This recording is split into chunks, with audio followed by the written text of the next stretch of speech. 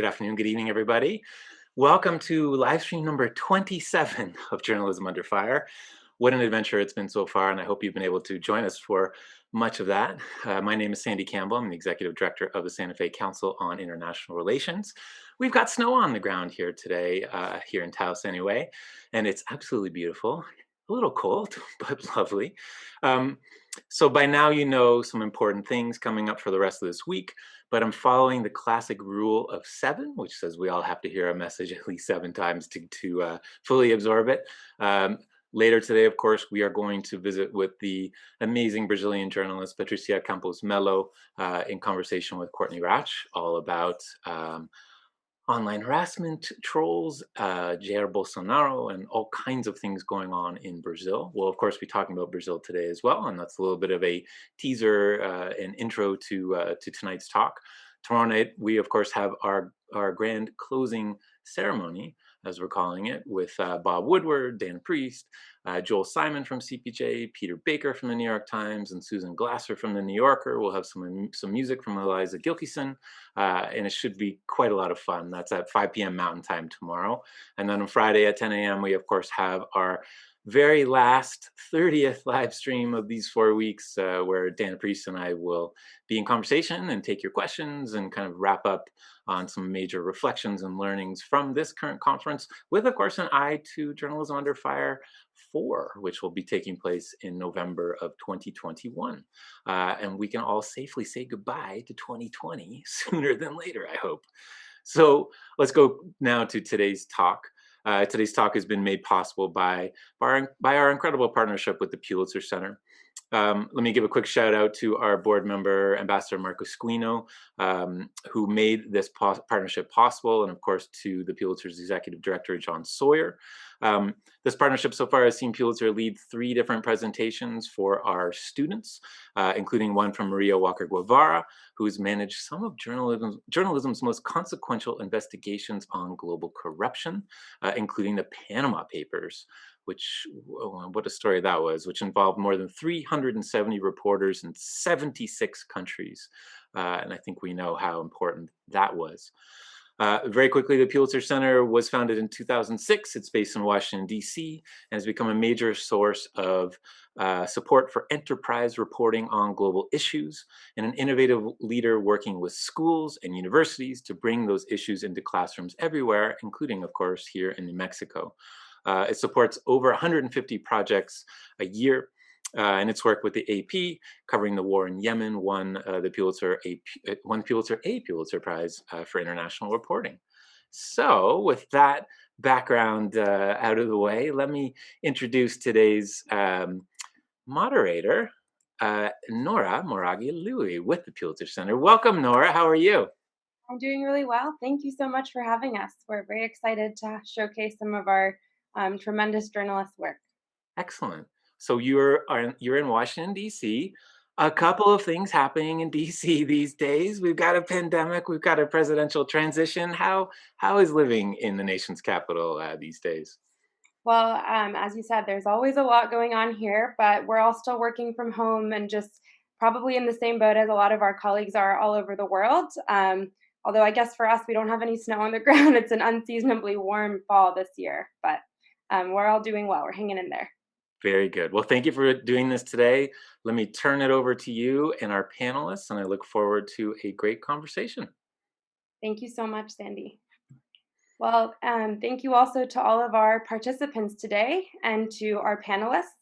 I am very excited to be here and to get to hear from our colleagues in Brazil and the US and also from the Nile Basin. And, today the kind of focus of our discussion will be to learn about how journalists are using innovation and strategic partnerships to examine and report on and communicate to a broad audience biodiversity, climate change, and communities impacted by these environmental crises.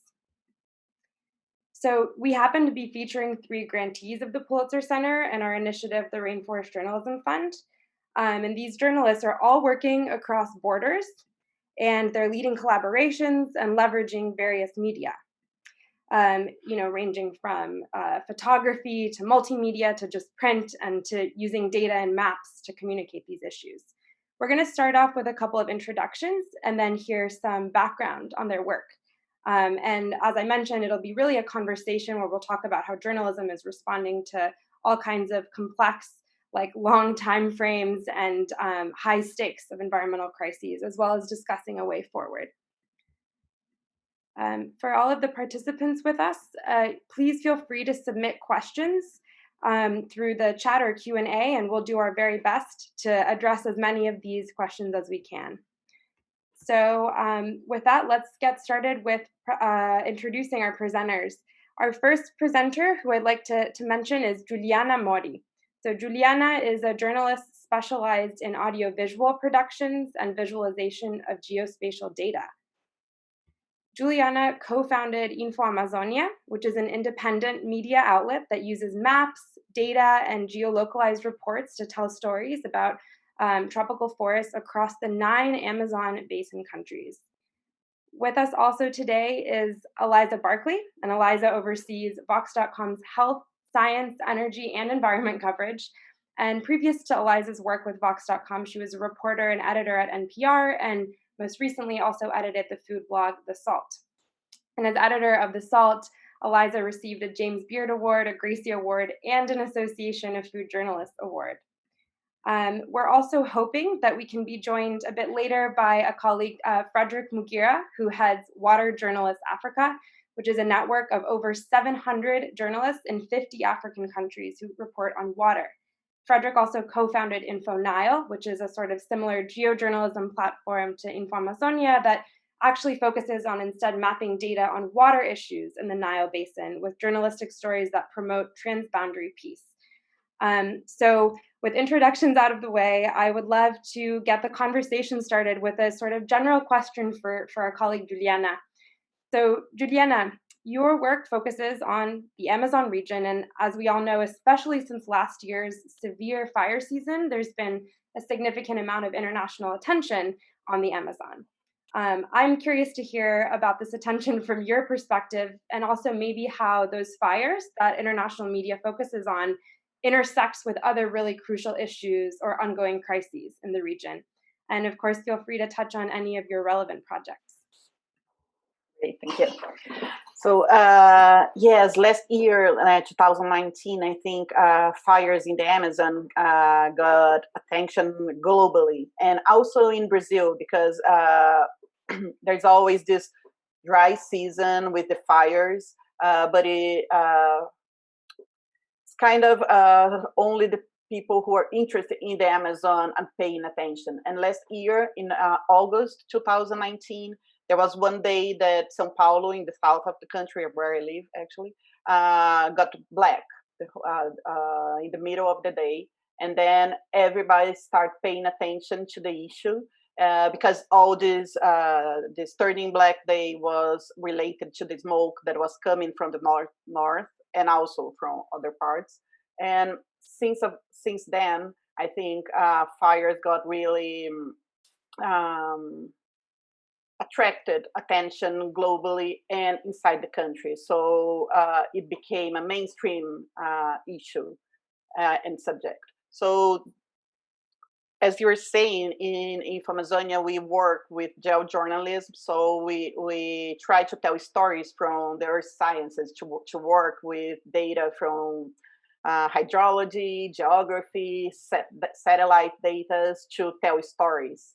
And paying attention on what happened, we always cover the fires in the Amazon, but because it became such a big issue nationally, this year we want to do coverage, special coverage on the issue. So I think I'm going to show you some prints. We want to monitor the fire season in real time in 2020. And in order to do this, we created this project that we call Amazônia Sufocada, in English, Suffocated Amazon. We got a grant from Rainforest Journalism Fund from Pulitzer that made it possible. And this project has three main parts: a map that shows all the fire hotspots in 2020 in real time, a layer of geolocalized stories that bring context to the map data, what we call geojournalism, and what we do, as also Frederick does in Nile. And last, a Twitter robot that every day tweets reports about the main critical areas, especially the protected areas, so indigenous lands and conservation units. I'm going to show you some prints, but I just want to go back to your first question. I think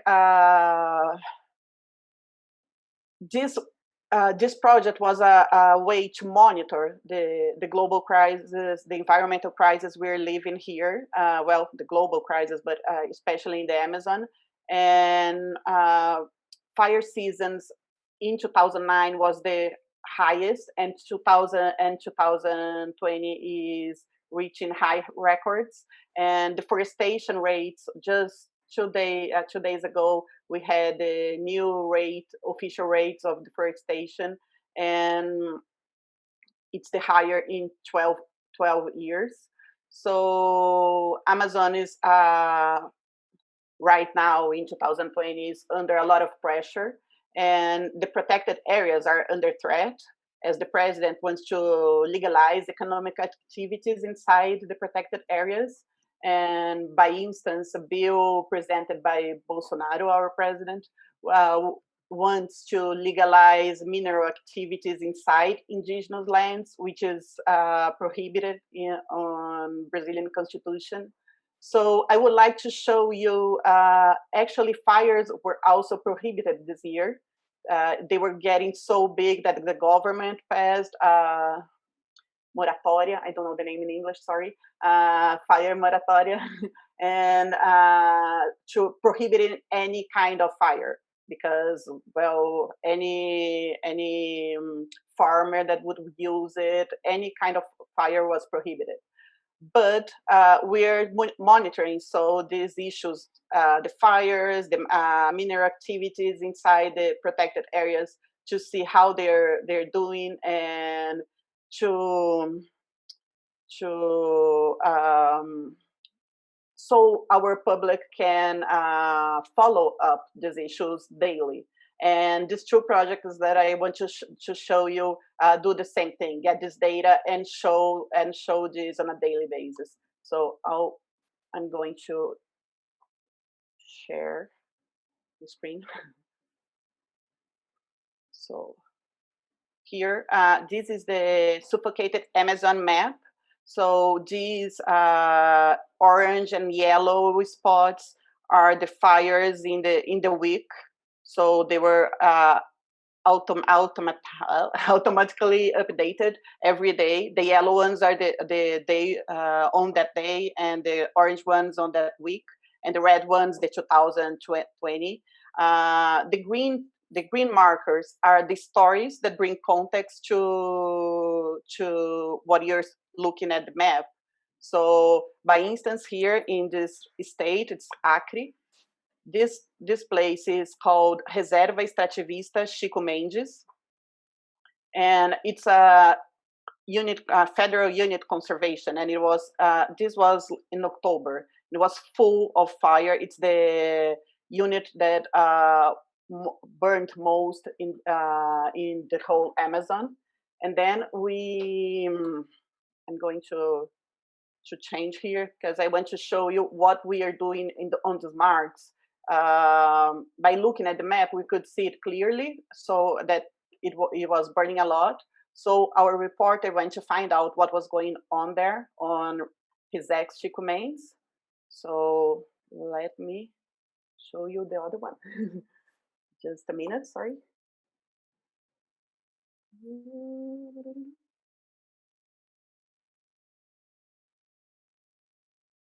Sorry, I can't find it here.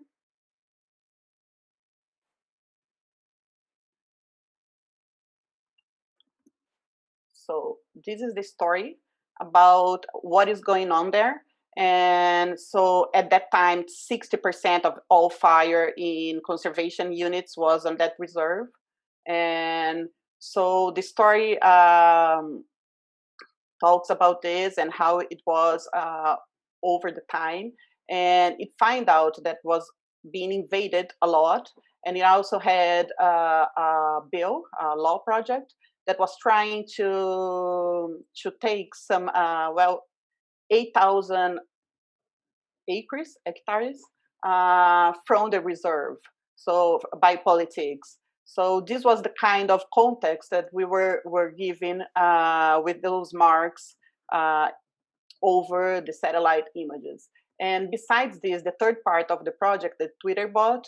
So here we have from that time also a Twitter, our robot Twitter would, it still does, tweets every day, daily, the three main conservation units burning and the three main indigenous lands burning. So here you see the exactly same spot with the yellow spots of the day. So His Exchequer Mendes had that day 151 fires, 16% of the total in conservation units, and it was burning for 16 days consecutives.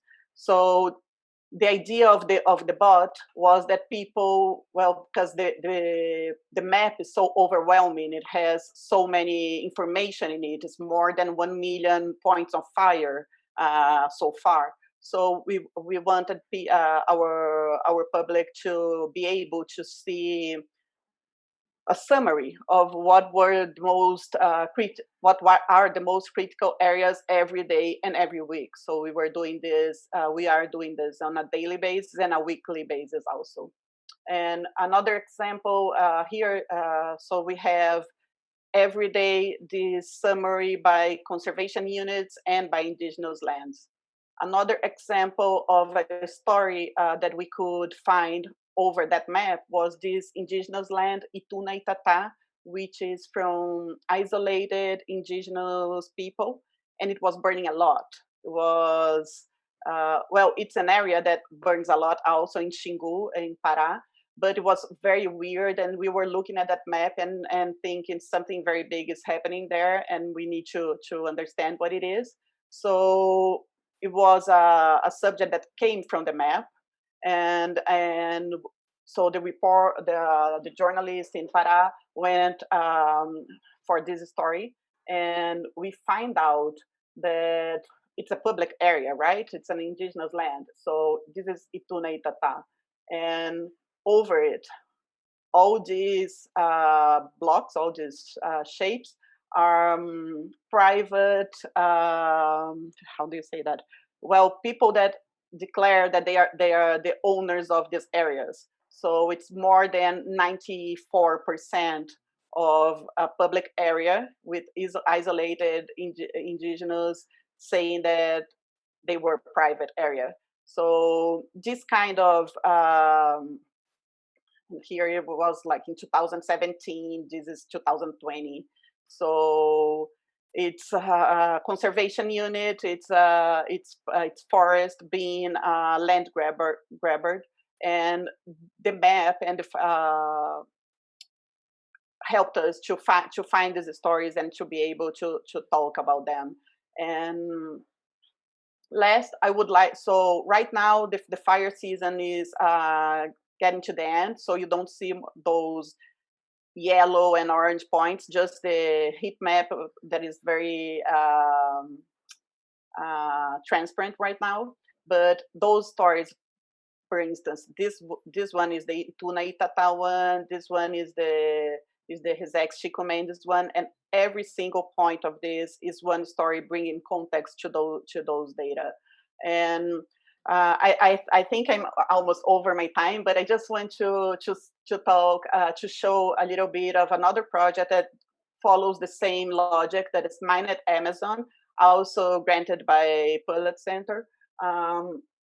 It cross data from minor requirements made on the National Mineral Agency with conservation, protected areas conservation units. Wait, here, all these green ones, and indigenous lands. In all these protected areas and indigenous lands, it's completely prohibited any minor activity. And all these squares, this are mining requests made officially. So this year we added this the indigenous lands layer, and we just launched that part of the project. And by doing this cross data, we found out there are almost 3,000 requests that should be prohibited and denied automatically, but they're still on the government agency. They are accepted as requirements, and 58 of them were accepted actually. So 58 indigenous lands have authorized minor activity by the government, and so the government is doing illegal stuff here. And we also have a network of reporters in this project that are doing stories about this data and crossing this data and finding very interesting stuff from the data. Yeah. So these are the two projects I wanted to show you. Thank you very much, Juliana. I think one really important takeaway that I'm seeing is that right now in the Amazon, maybe as usual, but especially in the midst of a pandemic and the fire season, there are many intersecting crises. And I think what your team has shown is that there are many tools that journalism can benefit from, can use, can leverage in order to give context and draw attention also specifically to the urgent issues that deserve attention. So it's always important to have context and think about the long term. But in a year like this one, where we're experiencing information from all sides on all kinds of challenges, there are some really valuable approaches to making sure that those issues are clear to broad audiences. So thank you very much for sharing those projects.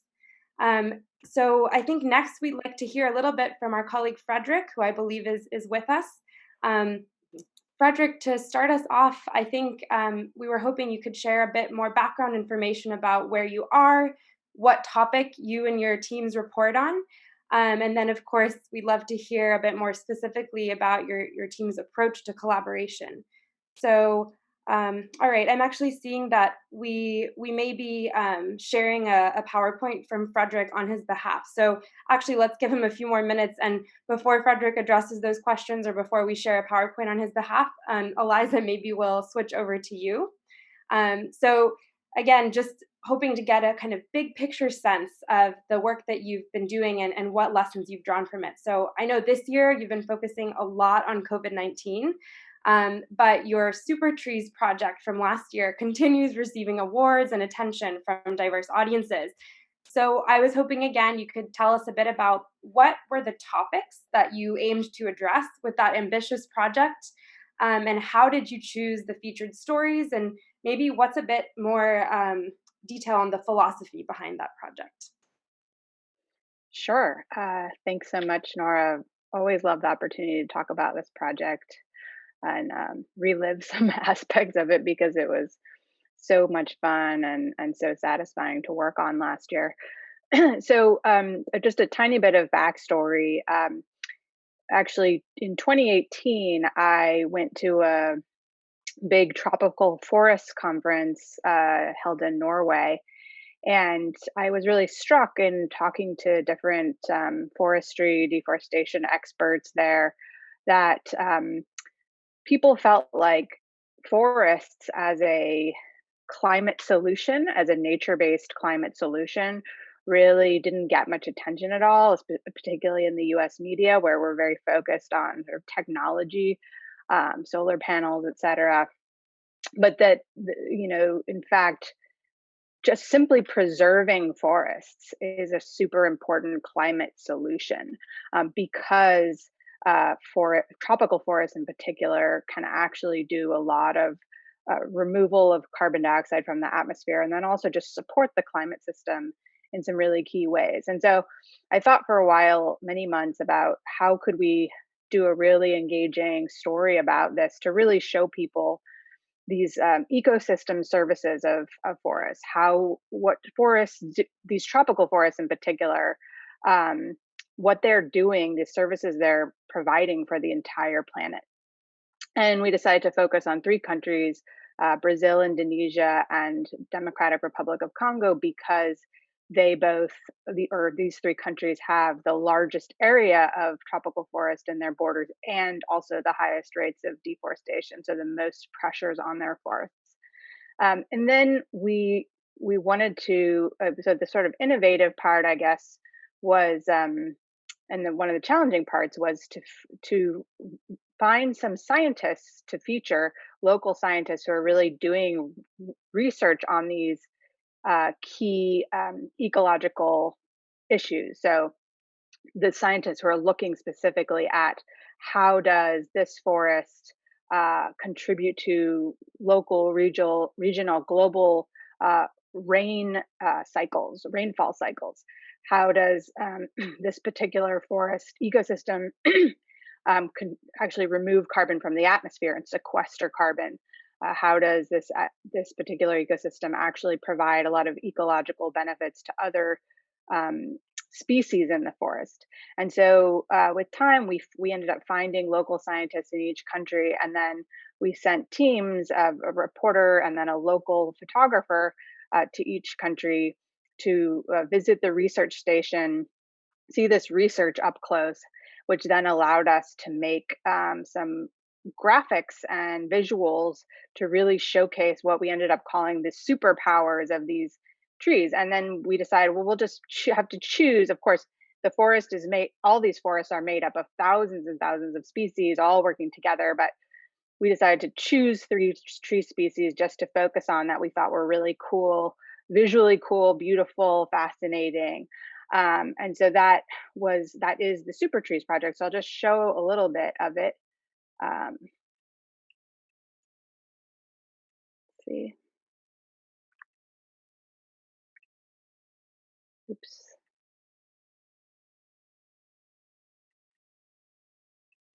Sorry. Let me try that again. Okay.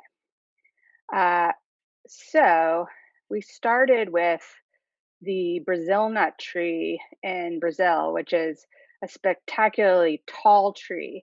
And we felt like, we love seeing drone video in other stories. And we were looking at a lot of other journalism that's been done about deforestation and forests, and there's just some amazing work out there, but a lot of it, and particularly in National Geographic, and but it involved like 20 photographers all taking pictures of these massive trees. And so we didn't have those kind of resources. We did have wonderful support from the Pulitzer Center, but not 20 photographers. And so we realized, okay, maybe we can capture the incredible scale of this particular tree with drone video. And then I'll show you later, we did that for each of the trees, which I think just really helped bring the readers in and make you feel like you're there in the rainforest, which is really important. I think that this issue, deforestation, it can be, it's a sad story. It's very sad. It's depressing. It's difficult. A lot of people just feel like they sort of get it on a basic level, like, okay, there's all these trees being cut down, like, I don't know what to do about it, I feel powerless. And so that was the other part of this project, was to really, to bring people there, help them kind of appreciate the magic, the beauty, the grandeur of these forests and trees, and then also really appreciate them on a new level. And so, as I mentioned, we highlighted a superpower of each tree. And so you can see here, this is a graphic that we designed.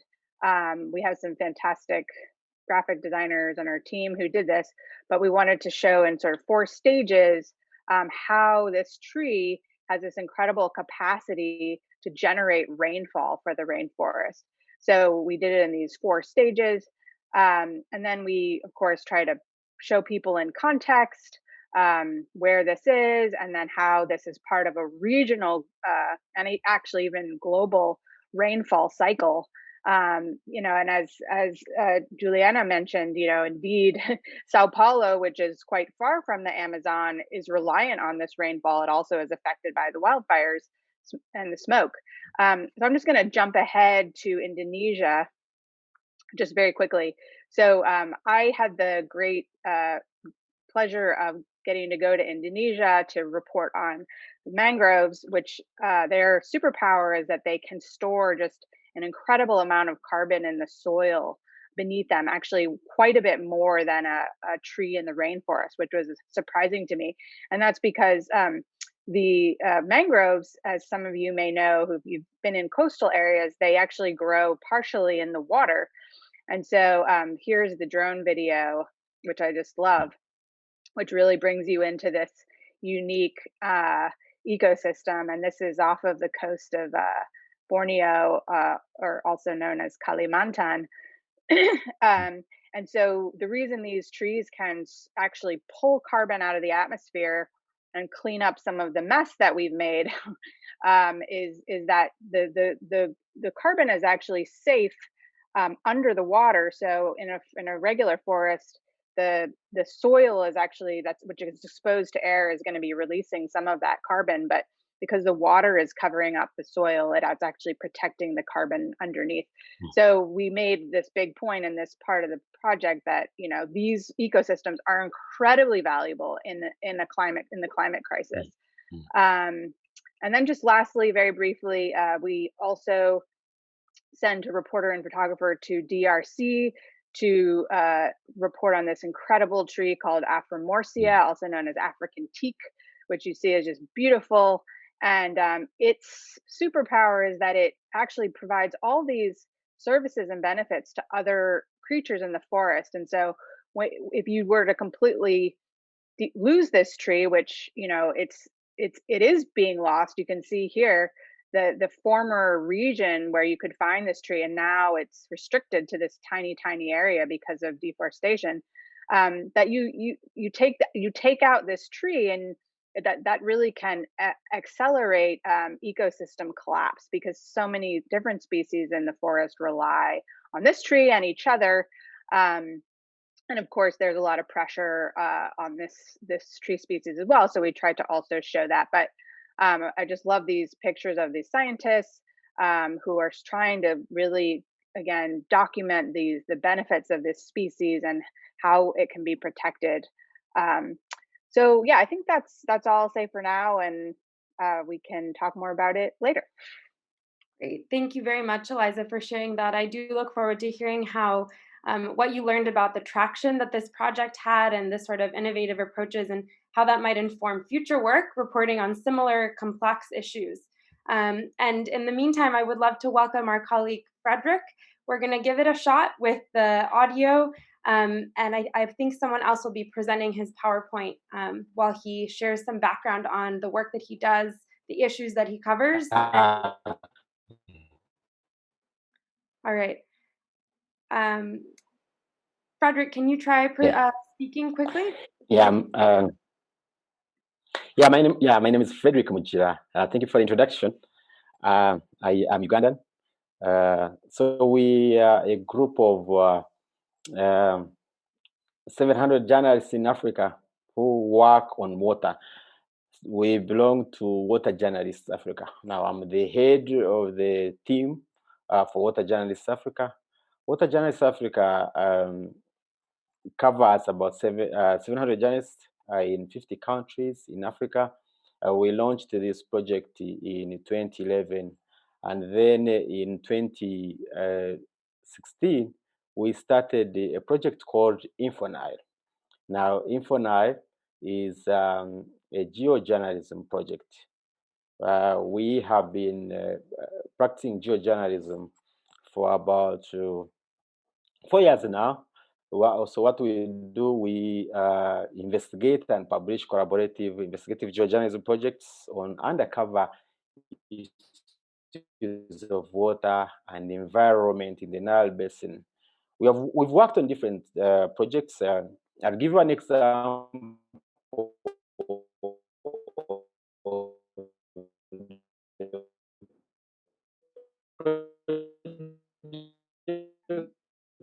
The audio is not working very well. I think we might have to put him on mute, and we'll definitely share a link to the project Frederick is referring to, and maybe if the connection works better in a bit, we'll invite him back to present. So let's see. I think our organizer hopefully will be able to help with the muting, but okay. In the meantime, sorry, Sucked dry coming in. thank you everyone for your patience as we deal with the little audio and connectivity issues. I'm going to ask hopefully one of our hosts to maybe work on that. There we go. Great. So hopefully we'll be able to discuss a little bit more with Frederick, and of course we'll share the resources following up to this presentation. But in the meantime, I definitely want to encourage again participants to submit questions if you have any for our panelists today. And I would like to go ahead and get a conversation started with a really big picture question for the journalists who are with us. And my question is actually about looking ahead, because we've talked a little bit about what this year has meant for our reporting, some lessons that you've learned. So my question that I'd like to actually get started on is thinking about what you feel the biggest topics, most important topics for journalists to cover related to environment and environmental crises in the near future. What might those issues be? And even more specifically, and I think most interesting for our audience would be hearing any advice or ideas on how to cover those issues. So what does journalism add to the conversation, and what innovations or approaches can you or your teams or others contribute to those conversations? And I don't know if Juliana or Eliza want to get started first, so I'll just open it up. Sure, I'm happy to jump in. So one thing, one lesson from the Super Trees project that we really will be carrying forward in 2021 is that I think it was, as I mentioned, it was an intention that we try to focus on the services or benefits that ecosystems provide, not just local communities, but regionally, globally, so that people understand the urgency and the real, the deep value, but also the urgency of protecting certain ecosystems. And I think I guess biodiversity reporting broadly, we there typically we focus more on just losses, and I guess there's a sort of the tragedy of biodiversity loss is a big theme, and while it's very real, I think it is a tough one, as I mentioned. I think for audiences, it's just, especially with so many intersecting crises at once, people can only stomach so much unless you give them, you sort of provide them with ways to learn and to appreciate sort of new views, new perspectives on these issues, so that it isn't simply just about straight up loss um, and destruction. So I think that, so we are actually going to be launching a project soon, with fortunately funded by a family foundation to do a lot more biodiversity coverage in 2021. We'll be hiring a writer and editor, and I think that we really want to both do two things with that, which is just help people understand, why are ecosystems and the diversity within ecosystems so important. And we tend to also focus on individual species, but it's the relationships between species and ecosystems that are so critically important. And abundance on planet Earth is actually really essential to ecological health. And I think also, that there actually are a lot of really interesting, creative conservation solutions out there, that local communities are trying and succeeding with. And now we really got to scale those up, and we need governments, national governments, to be thinking much more seriously about conservation and conservation targets. There's a new conversation about 30 by 30. Should we preserve 30% of the earth by 2030? There's an interesting controversy there about whether that makes sense, given that so much land needs to be used for agriculture. It cannot be just set aside. But we also have a lot of degraded lands on Earth that we could make better use of. So I think 2021 is going to be a really important year for international biodiversity debates and policy making. There's a huge meeting in Kunming, China, coming up, and so those are just. I'm really excited for us to explore those themes, and I think the climate crisis and the biodiversity crisis are interlocking, but I think that the biodiversity crisis doesn't get as much attention, and particularly not the solutions. And so I think I encourage all journalists to look at that more closely and help elevate this particular crisis to the scale of other ones, or to the level of other ones. Yeah, definitely. Thank you, Eliza. And Juliana, do you have any additions about big stories to look out for and approaches to contribute to the conversation? Yes, I actually agree a lot with what Eliza just said. And I think here back in Brazil, we have a context, very hard context. It's like if we go back like 50 years in any discussion, so we have to keep showing what is going on, and it's very complicated and it's a mess and everything. But I agree that, well, just like when everyone, like all, not just the people who are worried about the forest and the environment, but just when every Brazilian and every person understands the services, the ecosystem services, this can really be preserved. Just when people understand how everything is connected and interrelated. And this example of the smoke of the air, I think it brought to people from the city, like very far away from the forest, and so it changed a little bit the way to look at this. Just as like environmental people are talking about forests and don't want the development, and because this is the discussion here, like a poor country, and like, oh, we have to explore everything and to make this become money and food and things like this. And so I think just when everybody has this conscious that all this is interconnected, and what happens in the forest reacts for everyone, and everyone is related to this, the discussion can really achieve an interesting point, and people can really understand the importance of preservation. And for the stories, I think right now at InfoAmazonia, we are jumping into a project about the fire season, burning, and air pollution in the cities. So I think it goes a little bit into this direction to bring awareness of how things are interconnected. But I really love to see Eliza's project, and to see, like, you see exactly what is the importance of that tree. And I think we are pursuing this. We want to achieve to this point, so that we don't have just to report the bad things. And well, of course, this is our role also as journalists, but make raise awareness of this interconnectivity.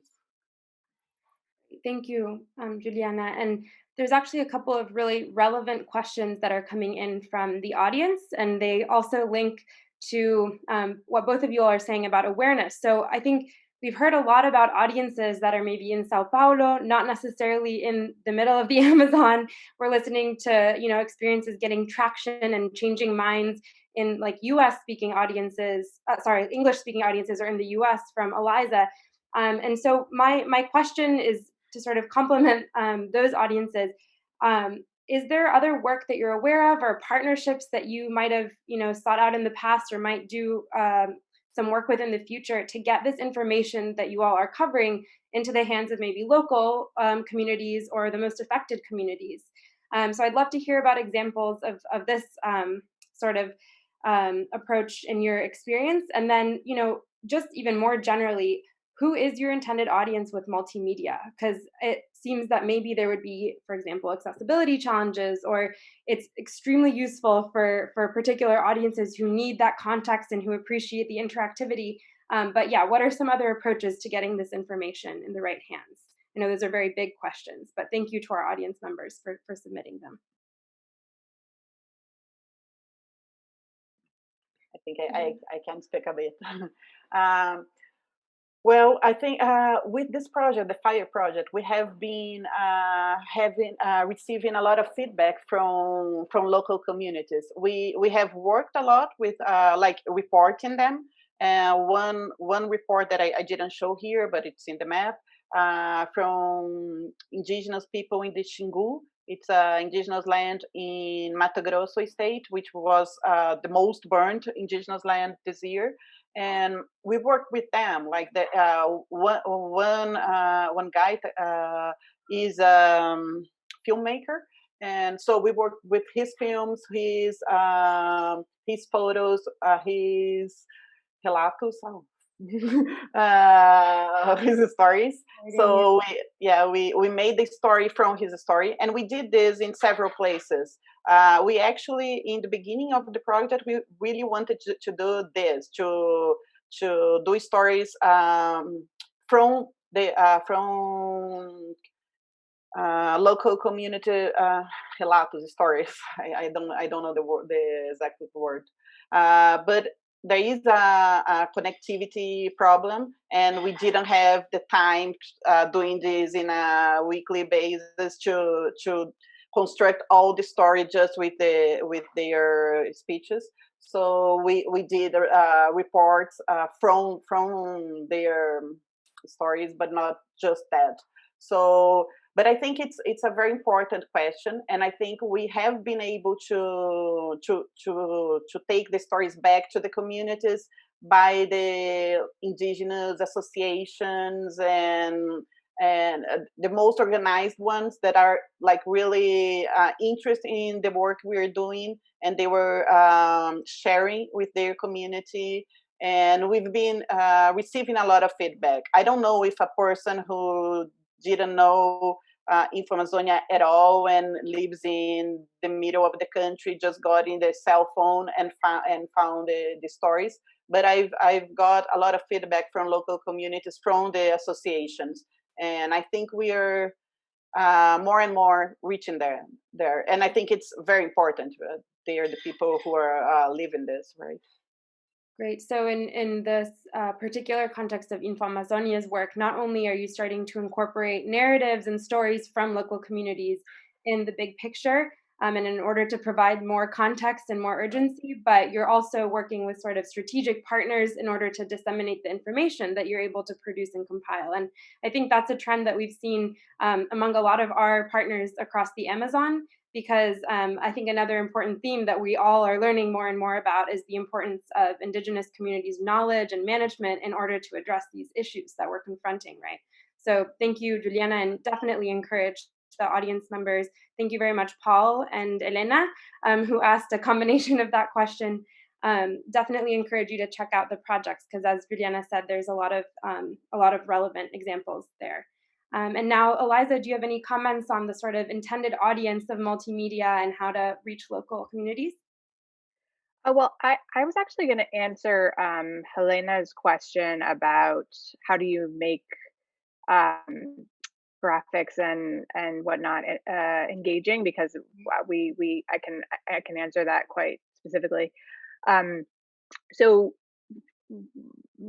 some of my colleagues who have worked on big visual projects like Super Trees in the past have used a process sometimes which is which is used in more in sort of product design, which is user testing. And so one first new experience for me on the Super Trees project was doing that. And actually, ordinarily, you wouldn't have like the person who's both editing and writing the project, which is what my role was, involved with the user testing because, uh, theoretically, I'm too close to it.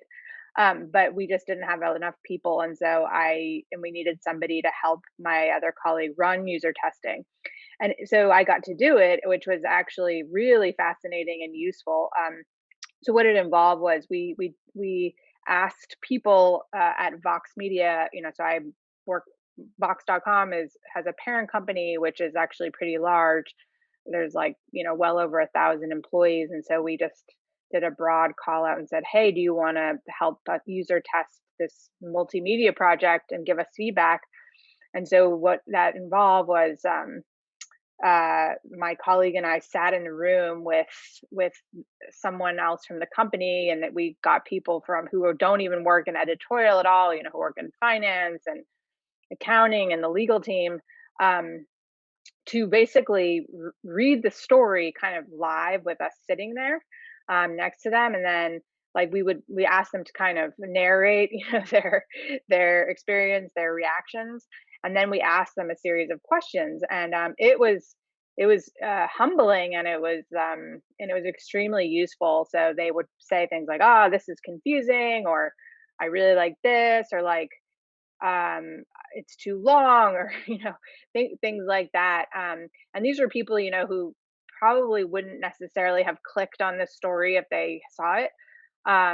Not necessarily people who read environmental stories in general. So I think their feedback in a way was even more valuable. So I highly recommend doing that, to user test. Just find some people who have nothing to do with the project, maybe who don't even read environmental stories, and have them go through it and just ask them to tell you what they think, and build in some time, right? Because we then had to make a lot of small changes. It took at least another week to implement all the feedback that we got, but I think it really did make the piece better and more engaging and more user friendly. So highly recommend that. Just want to compliment. I hadn't seen the Elena's question before. I hadn't seen this question and answer chat at all. So I just understood the question. And also in the suffocated Amazon, we did just for the robot, the Twitter robot, we did a design thinking process test. So it was very quick because we had to do everything very quick because Amazon was on fire. But we had, I think, 2 weeks or 3 weeks of testing. We had a first, the first model we wanted to do it, and we had lots of good feedbacks from people who were also not very related, and also from people who were related, like one indigenous community association who said, "Oh, this is very interesting for us. We can see this and we can see that." And from this, we changed a lot, especially the language of the robot. Before it was very much like the Minded Amazon one, that is more just like giving the data and one message with the data. And then we understood we had to talk more with the people, and then we went to this format of a thread, and make it like showing the maps and explaining everything you're seeing, and explaining the methodology that makes the maps. So it was all from this process of testing with the hypothetical users, and trying to understand how they can get more of this and not just being something very specialized. Thank you, both of you. We're actually going to see if it's possible to hear a response from our colleague Frederick just with audio. I'm unsure if the video will work out, but I do have a question for Frederick specifically about what this year's pandemic has brought in terms of challenges and opportunities to reporting on the issues that you typically cover. So, Frederick, if you're able to provide some insights on either projects that you've been a part of that look at this intersection, or what it's meant for your approach for the practice of journalism in the Nile Basin, I welcome you to contribute if you can. Yes, I can. I hope you can get me well. Yes, perfect. Yeah, so I've been listening in, and I had everything perfectly. Well, yeah, so we received funding to work on a project. I just want to give you a background to work on a project about COVID and water access in the Nile Basin. So gave out journalism grants to about 32 journalists in the region. In the Nile Basin, there are 11 countries in the Nile Basin. So we gave out to journalism grants to 32 journalists to work on stories in the region, looking specifically about COVID and how it has affected, the water supply in communities that already face the water shortage. Yeah, so we've been working with these journalists for the last almost 7 months. So we gave them journalism grants, and they went out and worked on these stories. But we have learned several lessons. So this project brought together journalists in towns working with print and rural-based journalists. So we are doing pairs. We would pair a journalist in town working with print or television, and a rural-based journalist working with the radio. Yeah, so we realized among the lessons that we learned, we realized that uh, there are some communities in the Nile Basin that COVID helped to get water. Yes, you would wonder how, but for example, looked at a story in Addis Ababa. One of the grantees we worked with was in Addis Ababa, and he worked on a story of how communities in Addis Ababa have been helped by government to receive get more water for because the government wanted to extend water to these communities to help them, prevent the outbreak of COVID-19. This has also been seen in several countries. In Uganda, in northern Uganda, we got stories of how the government came in to construct boreholes, although the story indicated that some of the funds were missing, but the government came in and gave funds to construct boreholes so that these communities can receive more water in the crisis, to help them during the crisis. Also, in communities in Kenya, we got several stories of this nature, but the main point in here to note was that the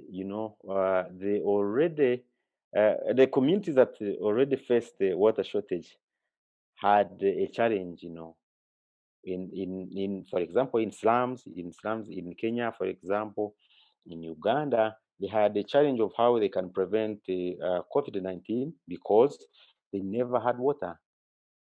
So these communities, we got stories of how NGOs were coming in, to extend water to such communities, but all the same, this help came later, and the communities already didn't have water access. Yes. Amazing. So I think it's really interesting, Frederick, that your team has found that not only can a crisis that's widespread like COVID-19 exacerbate existing challenges in underserved areas, but also working with community members can illuminate some opportunities or some stories that are a little unexpected, maybe like what you mentioned about water access becoming more prioritized in order to address this, bigger issue. So that's kind of an Yes. unintended but also underreported story in the context of, Yeah. of COVID-19. Yeah, Um, that's right. That's right. But yeah. So the other picture that I wanted to paint was that you see, at InfoNile, we are a cross-border project. So we work with different journalists in the region, the 11 countries of the Nile Basin, as I said, and then the main lessons that we have learned from the projects, not the project of COVID-19, but other projects like Sucked Dry that I wanted to talk about at the beginning, when the network was bad, were that these journalists that I've talked about who have been, working on these stories are yet to, to get exposed to collaborative journalism. Most of them are working alone, even the media houses, they prefer to work alone. They don't want to come in and, work with other journalists in the region or other media houses. And then the same journalists, faced several security problems, especially during the COVID-19. Like journalists in Rwanda were not able to cross to DR Congo, where the story about water shortage in Congo, during before the COVID, some communities along the Congo border used to get water from Rwanda, and then when there was a lockdown, those communities in DR Congo, Democratic Republic of Congo, were cut off from water in Rwanda. So the journalists wanted to cross to to Congo to cover these stories, and then they couldn't go there. Yeah, there are so many things, like you have said, like media houses focusing on profits, profits prevailing over collaboration. Yeah, there Yeah. are so many. Yeah.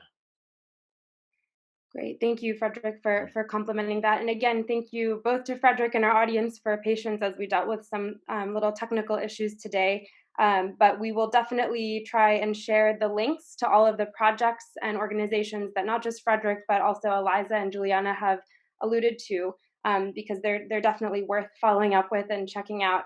I think we are getting near the end of today's session.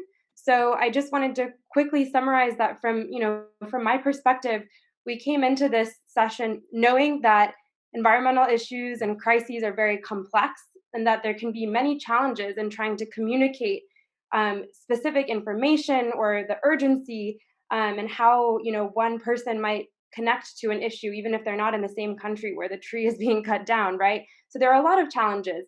But we've also seen that there are many innovations and approaches that journalists are taking and have been taking and will continue to innovate with in order to address those challenges. So we've seen examples of how collaboration can add value, from Frederick's work in the Nile Basin, looking at the intersection of water issues with other environmental and social issues. We have heard a little bit about audience listening and how you can test different narratives and approaches from both Eliza and Juliana's experience. And then, of course, we have the use of data, technology, imagery, and interactivity for helping make the case for why these issues, should be at the forefront of our discussions, and brought, as Eliza mentioned, I think, up on par with other challenges that we're facing as a global society today. So I want to say again, thank you so much to each of the presenters, the speakers, for sharing their experience from the technical to the broader, and I guess turn it over again to our hosts. And thank you so much for the opportunity for presenting and discussing today. Yes, let me reiterate that. Thank you so much, Nora. Thank you for expertly navigating when we were having issues connecting Frederick. And Frederick, I'm sorry that we weren't able to showcase your work. We have some links that were put into the chat box for those who would like to read more about Frederick's important work. But once again, thank you all so much, Eliza, Juliana, and Nora. Thank you for doing this. Just before we all go, let's take a quick trip south from Uganda to hear from a Zambian student who is at St. John's College in Santa Fe. And one of the things we like to do is always feature our student voices. And this year we asked our students to reflect on the coronavirus crisis and how it has affected and changed and shaped their lives. So here is a little word from Joshua Kalawasha. Good afternoon. My name is Joshua Kaluasha, and I'm an international sophomore student from Zambia, currently studying at St. John's College in Santa Fe, New Mexico. American theologian Timothy Keller said, "Tolerance isn't about not having beliefs. It's about how your beliefs lead you to treat people who disagree with you." During the first weeks of attending my college as a freshman, I grew fond of somebody that helped me settle down and helped me acclimate myself to the new environment. This person was my first friend. As time went by and I began to make new friends, I noticed that my new friends were actively trying to discourage me from remaining friends with the one who had been kind to me when I was new. I asked why I would do such a thing, and their response was, well, you see, that person's political beliefs don't align with ours, and we question their moral compass. Quite frankly, I was shocked. Never did I imagine that a person's political inclinations could be used as the basis on which to judge a person's possibility of friendship. I reached out to a couple of my friends at other colleges who were also international students, asking them whether they had similar experiences where they felt a certain pressure to avoid being friendly with some people based on their politics. An overwhelming number of them told me that they had similar experiences, and just to play it safe, they decided not to pursue those friendships. Personally, I reject this new norm of canceling people just because they disagree with my politics. I reject the peer pressure of having to neglect connections with people purely because they decide to vote for a certain candidate. It worries me that it is becoming more acceptable to defame and dehumanize somebody that is on the opposite side of the political or ideological aisle. We need to realize that there is an entire generation of people growing up essentially being taught to be intolerant. What good is it for the world to have future leaders that lack the tolerance of opposing viewpoints? How will we mobilize and deal with future crises if we cannot learn to put aside our personal beliefs for the sake of the community? I believe we need to examine ourselves and have the courage to be able to respectfully disagree. We must not resort to shaming other people's beliefs. Instead, let us work towards being better listeners. If we really share our truths with each other, we may be surprised to find out that we are all really the same sane human beings. Thank you so much for your attention. Very well said, Joshua. Thank you so much for sharing that with us tonight, or today rather. I hope to see all of you tonight. We have a couple little things to talk about too, in terms of giving the gift of membership in CIR, and that's all available at our website at sfcir.org/members. And then on that point, let us now roll the credits, and we'll see you in a few hours. Bye, everybody.